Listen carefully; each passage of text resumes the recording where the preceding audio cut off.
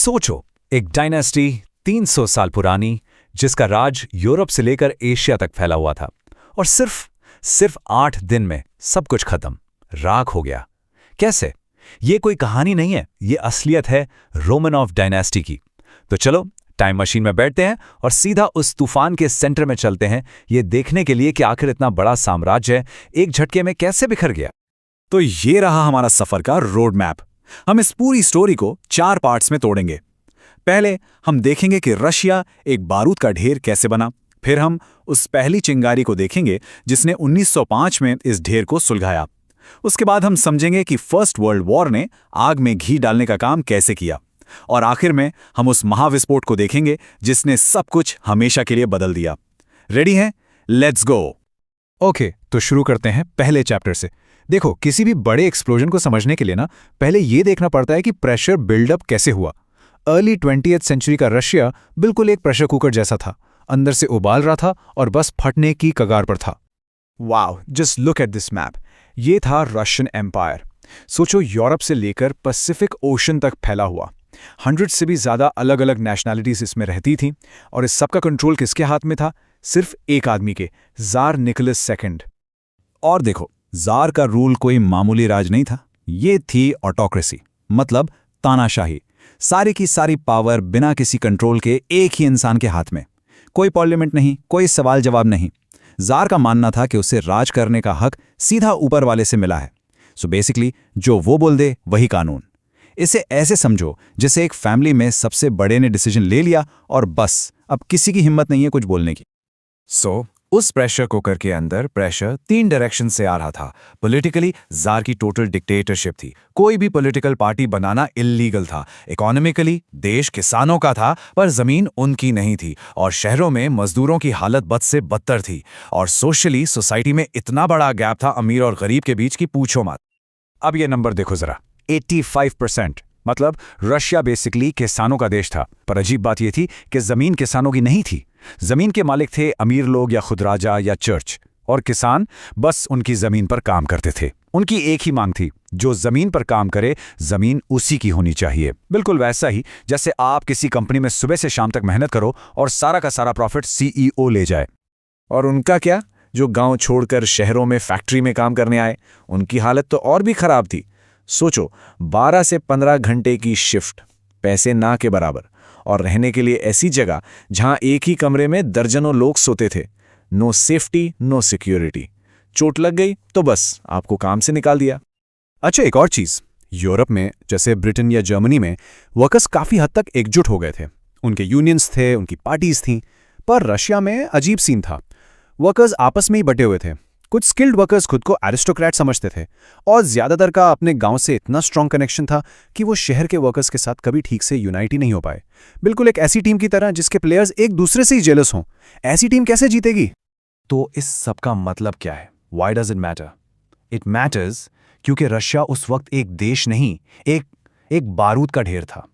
एक तानाशाह राजा, एक भूखी परेशान जनता, और अमीरी गरीबी की इतनी बड़ी दीवार। सिचुएशन ऐसी थी जैसे दिवाली की रात, हर तरफ पटाखे हैं, बस एक माचिस की तीली की जरूरत है, और वो तीली लगने ही वाली थी। ओके, सो आगे बढ़ते हैं।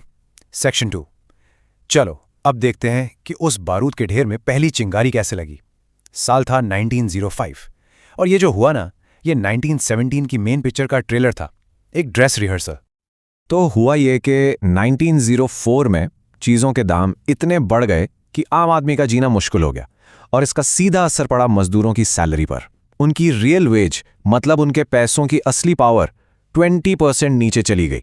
सोचो, आप उतनी ही मेहनत कर रहे हो, पर अब आप पहले से कम सामान खरीद पा रहे हो। पेट भरना मुश्किल होता जा रहा था। और फिर एक छोटी सी बात से आग लग गई। सेंट पीटर्सबर्ग की एक बड़ी फैक्ट्री से 4 लोगों को निकाल दिया। बस उनके सपोर्ट में 1 लाख से भी ज्यादा वर्कर्स स्ट्राइक पर चले गए। 22 जनवरी को फादर गैपून नाम के एक प्रीस्ट के साथ ये सारे लोग बिल्कुल पीसफुल तरीके से राजा के पैलेस की तरफ गए। उन्हें उम्मीद थी कि उनका राजा, उनका लिटिल फादर, उनकी सुनेगा। पर हुआ बिल्कुल उल्टा। जवाब में मिली गोलियां। पुलिस ने उन निहत्थे लोगों पर सीधी फायरिंग कर दी। 100 से ज्यादा लोग मारे गए। ये दिन इतिहास में ब्लडी संडे के नाम से जाना गया, और इस एक दिन ने राजा और जनता के बीच ट्रस्ट का जो आखिरी धागा था वो भी तोड़ दिया। लोगों को क्लियर हो गया कि राजा उनका नहीं है। ब्लडी संडे की खबर पूरे देश में आग की तरह फैल गई। हर तरफ प्रोटेस्ट्स होने लगे। जार इतना घबरा गया कि लोगों को ठंडा करने के लिए उसने एक पार्लियामेंट बनाने का प्रॉमिस किया। इस पार्लियामेंट का नाम रखा गया दूमा। थोड़ी सी होप जागी लोगों में कि चलो अब हमारी आवाज सुनी जाएगी। तो जार का कोई मूड नहीं था पावर शेयर करने का। उसके लिए डूमा बस एक खिलौना था। जैसे ही पहली डूमा ने उसकी पावर पर थोड़े सवाल उठाए, उसने 75 दिन के अंदर उसे बंद कर दिया। दूसरी डूमा आई, उसे भी 3 महीने में भगा दिया। फाइनली उसने वोटिंग लॉज ही चेंज कर दिए ताकि सिर्फ उसके चमचे ही जीत कर आ सकें। ये तो वैसा ही हुआ जैसे प्रिंसिपल ने स्टूडेंट काउंसिल बनाई, पर जैसे ही काउंसिल ने कैंटीन के खाने पर सवाल उठाया, प्रिंसिपल ने काउंसिल ही डिसॉल्व कर दी। तो why does this 1905 revolution matter? देखो, टेक्निकली ये फेल हो गया, पर ये बेकार नहीं गया। ये 1917 की सुपरहिट फिल्म का ट्रेलर था। जैसे एनुअल डे की ड्रेस रिहर्सल होती है ना, सब गड़बड़ होता है पर आपको अपनी गलतियां पता चलती हैं। वही हुआ। लोगों ने सीखा कि जार से प्यार से बात करने का कोई फायदा नहीं, वर्कर्स को एकजुट होना पड़ेगा और सबसे इंपॉर्टेंट आर्मी को अपने साइड करना पड़ेगा। ये लेसन्स 1917 में बहुत काम आने वाले थे। Okay, next section 3। अगर 1905 एक चिंगारी थी तो फर्स्ट वर्ल्ड वॉर उसने तो आग में घी नहीं, सीधा पेट्रोल डाल दिया। इस जंग ने रशिया को हमेशा के लिए बदल दिया। तो 1914 में शुरू हुई फर्स्ट वर्ल्ड वॉर। एक तरफ सेंट्रल पावर्स जर्मनी, ऑस्ट्रिया, दूसरी तरफ एलाइज फ्रांस, ब्रिटेन और रशिया। स्टार्टिंग में तो रशिया में बड़ा जोश था। सब लोग देश के लिए, राजा के लिए के नारे लगा रहे थे। इतना जोश था कि सेंट पीटर्सबर्ग का नाम बदलकर पेट्रोग्राड कर दिया, क्योंकि सेंट पीटर्सबर्ग थोड़ा जर्मन साउंड करता था। पर ये जोश बहुत जल्दी ठंडा पड़ गया। रशियन आर्मी इस जंग के लिए बिल्कुल रेडी नहीं थी। उन्हें जर्मनी और ऑस्ट्रिया से बुरी तरह हार मिल रही थी।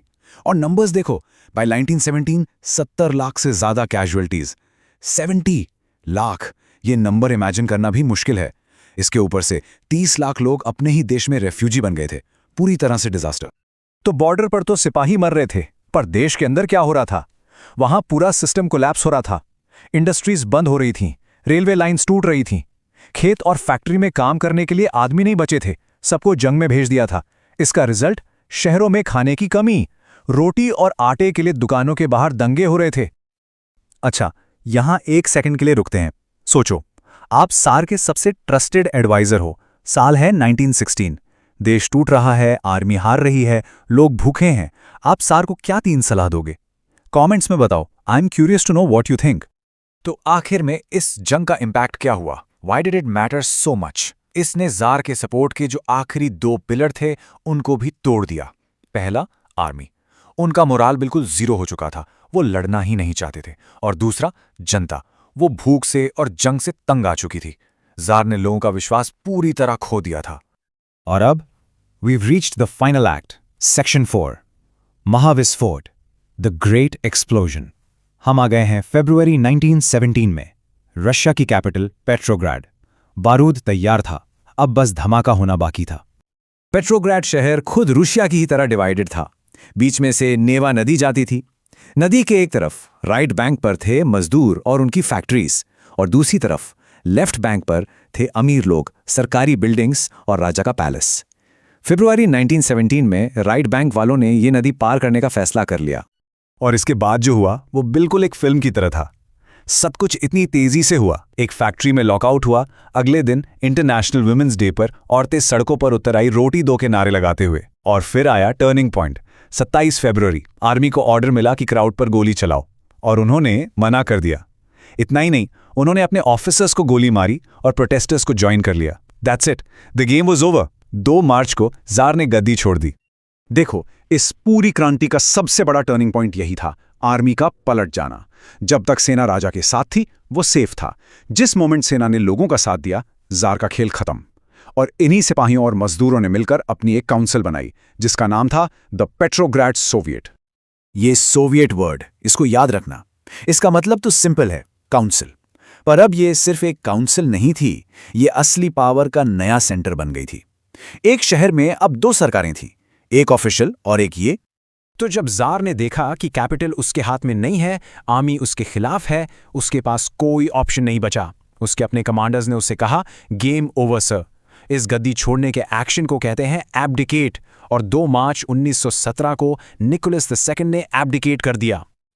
एंड जस्ट लाइक दैट 300 साल पुरानी रोमानोव डायनेस्टी खत्म हो गई। और सबसे कमाल की बात यह है कि इस रेवोल्यूशन का कोई एक लीडर नहीं था, ये आम लोगों ने किया था। अब देश को चलाने के लिए डूमा के लीडर्स ने एक टेम्परेरी गवर्नमेंट बनाई, जिसे कहते हैं प्रोविजनल गवर्नमेंट। ये प्रोविजनल गवर्नमेंट एक टेम्परेरी सेटअप था। इनका काम था देश को संभालना जब तक आगे का सिस्टम डिसाइड ना हो जाए। पर इसमें ज्यादातर अमीर लोग थे और असली पावर तो अब भी पेट्रोग्राड सोवियत के पास थी। तो पावर स्ट्रगल शुरू हो चुका था। तो फरवरी रेवोल्यूशन एक एंड नहीं था, ये एक नई शुरुआत थी। जार चला गया, पर रशिया की प्रॉब्लम्स, जंग, भूख, जमीन, वो सब वहीं थी। असली सवाल तो अब खड़ा हुआ था, देश को चलाएगा कौन? अमीर लोगों की प्रोविजनल गवर्नमेंट या मजदूरों और सिपाहियों की पेट्रोग्राड सोवियत? और इसी सवाल का जवाब आगे चलकर अक्टूबर रेवोल्यूशन को जन्म देगा। पर वो एक अलग कहानी है, जिसके बारे में हम बात करेंगे अगले एक्सप्लेनर में।